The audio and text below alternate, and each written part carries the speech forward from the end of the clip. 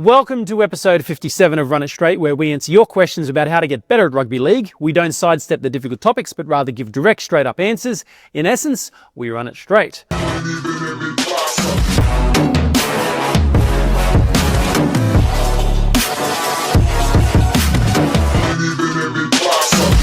All right, Cal. Today we're going to be talking about how to get big enough to make a rep side, transitioning from fullback to playing 5/8, and gaining muscle without gaining fat. All right, let's jump straight into the first question. I'm looking to get big enough to make rep side. I'm a hooker / lock, 172 centimeters and 68 kilos at 15 years of age. What should I eat? Well, if you're looking to gain weight, you need to do these three things. You need to be in a calorie surplus. This simply means you're eating more food than your body needs every day. You need to make sure you're eating a sufficient amount of protein, which is 2 grams per kilo of body weight. So you said that you were 68, so that's 136 grams of protein per day. And just a little side note, protein is actual protein, not protein containing food. Okay, sometimes people will, I ate, 100 grams of chicken or 130 grams of chicken. Is that my 136 grams of protein? And it's like, no, sir, it is not. Most meat is going to be like 25% protein. Okay, so you can do the math on that, but no, this is why we track things using MyFitnessPal. Okay, so first thing was surplus, second thing is protein, third thing is you need to be lifting weights. We would say 4 days per week, twice upper, twice lower. Diet. Was there anything so far you want to add into what I've? No, that's what I've said. Diet. Because what did he ask again? What should I eat? Yeah. We actually just talked about this in the last episode last week. Provided you're doing all of those things, you can eat whatever you like. Do you want to give the spiel so it's not the same coming from me? ChatGPT, all that stuff. Open up ChatGPT, artificial intelligence. It's a magical thing. You can prompt in your calories, so go. It's free, by the way. You don't have to have the paid version for this. It is free. So you go, ChatGPT, give me a meal plan for 7 days with 2,000 calories every single day, X amount of protein, X amount of carbohydrates, X amount of fats, and it will give you a 7-day meal plan. You can even say how many meals you want within the day. And then if you don't like anything within that, you can ask for an alternative.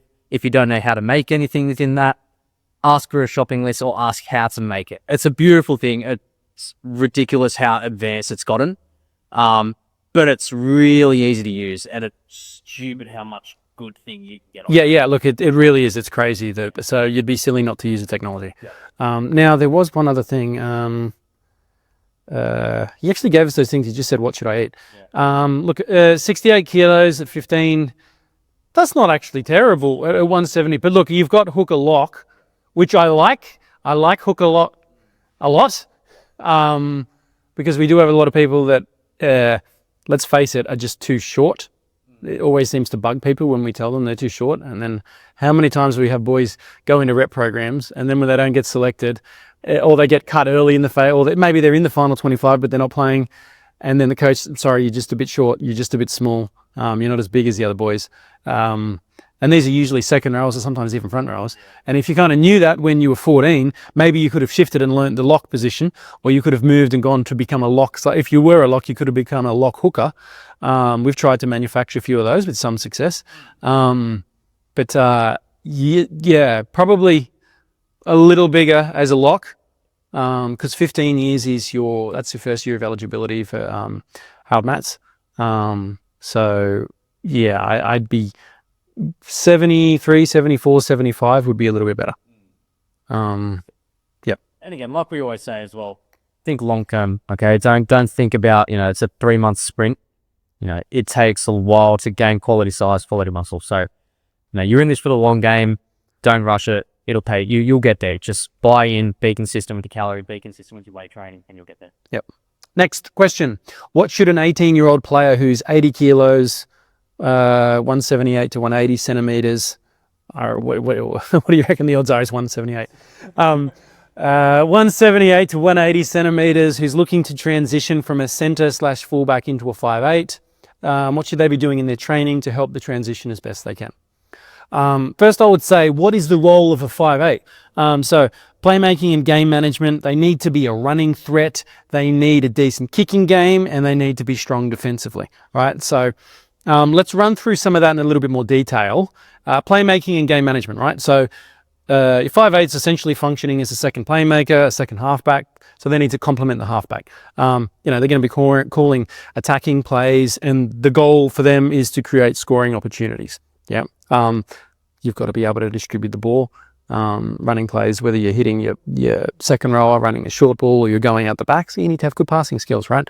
You need to be able to read defense, look for tired defenders, all of those things that a half needs to do, except, which is the next point, running threat. Your priority as a 5'8 is probably generally is a little bit more to run the ball. Yes. Okay. So, which means you need to have speed, acceleration, a bit of step, a bit of footwork, which means physically you need to be on point. Okay. You can't be a fat 5'8, doesn't work. You've got to be lean. So we would be saying your goal should be to get your body fat under 15%. You need to work on your speed and your footwork. Look, from time to time, there's bigger 5'8s, Braithen Astor was never lightning quick. He was a bit of a bigger body, but he did have some pretty good footwork on him to get someone to a weak shoulder, and then he was strong enough to push through a tackle. So there are those guys that are around, but he was fast enough. You need to work on your speed. You need to work on your change of direction. Kicking game. Again, generally speaking, the halves do the vast majority of the kicking, particularly the longer kicks. But oftentimes you will see in a lot of sides, the 5'8 or maybe the fullback will be positioned a little bit deeper and wider in case if that halfback, who their primary kicker is, if he's getting rushed, he'll shift the ball out to the backup kicker who can get a kick away. So you do need to have a long kick in there. Probably more important is shorter though attacking kicks, little chips, bombs, grubbers close to the line. That's where they probably interchange with a halfback as much, whereas a halfback tends to do more of the longer range kicking. Defensively, you're going to be on a left or a right edge. One of the reasons you really need to have a really strong tackling technique is you get a lot of traffic with bigger bodies run at you all day for two reasons. One, because the halves tend to be the smallest players. You're a spot. That's somewhere that you try and aim at, simply because you can break the line and you can do more damage, you can get a quicker play the ball. Secondly, teams want to tire you out so that in attack you haven't got as much juice to keep the side flowing in offense. So it's there's that twofold reasoning there. So your technique needs to be good, okay, because you are going to end up being a target. So how we would break all of this down. First and foremost, you always need to work on your own individual skills. There's no point having great shapes, running a block play, whether you're going to hit the short guy, you're going to hit the sweep, or you're going to throw a cutout, if you can't throw a pass and get it to be in the right spot. If you can't get the ball from A to B, if you can't hit the guy in the chest, or as we should say, put it out in front of him, but the passes are going high, they're going low, they're going behind, they're going in front, forget about all the shape. So you've got to work it back, get your passes where they need to be. Same thing goes for your kicking, same thing goes for defensively. Then you would start to work on, running shape and being able to execute those plays and get those passes out at pace.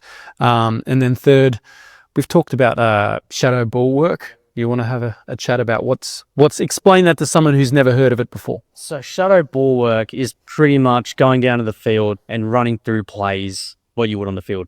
So have yourself you don't even need half a field even, and you just go, okay, run through it, give me a block shape, practice catching the ball, practice playing short, practice playing out the back. Getting to the exact space. Into the spaces, running, if you're taping it deep into the line, tape it deep into the line, and just practice as if you had defenders in front of you. It's a great way to actually prepare for a game. Like doing ball work. Exactly. It's like doing ball work. And who cares if you feel like an idiot, put your headphones in, put some music on, whatever.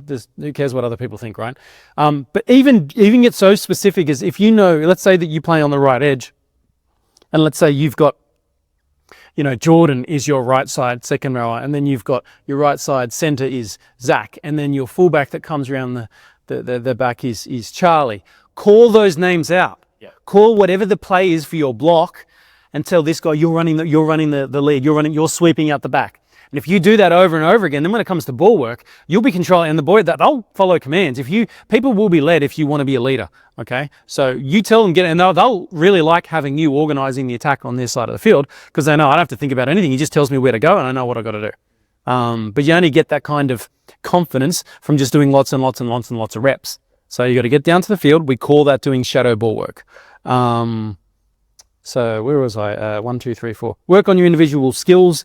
Next, work on running shape and executing at pace. Thirdly, you want to be doing that shadow ball work. And then fourthly, just get yourself physically ready to play that position. So, get your body fat where it needs to be, get your speed and your strength and your power and all those, get your conditioning to where it needs to be.